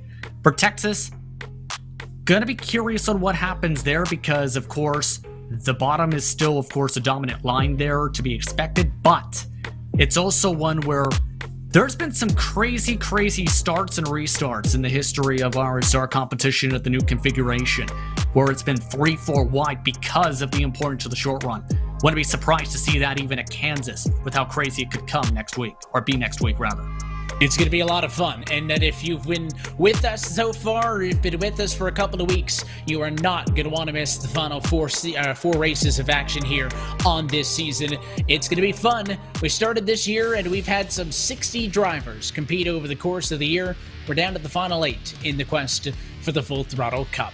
But until next time, that's it for us here tonight from the virtual Charlotte Motor Speedway Roval. On behalf of our entire team at RSR, RaceBot TV. For our producer downstairs, Hugo Luis, for Justin Prince and myself, Evan Pisoko, I want to thank you for tuning in and congratulate Andrew Freenage, who is now a 6-time race winner in 2020, and congratulations to all the drivers moving on to the round of 8. We will be back here next Monday night. That is Monday, October the 19th. It's a 9 Eastern start, as always, as we kick off the round of 8 from Kansas. That race and every race of the 2020 Full Throttle RealSimRacing Cup Series powered by Boosted can be found exclusively right here on RaceBot TV and the iRacing Esports Network. Until next time, good night from Charlotte.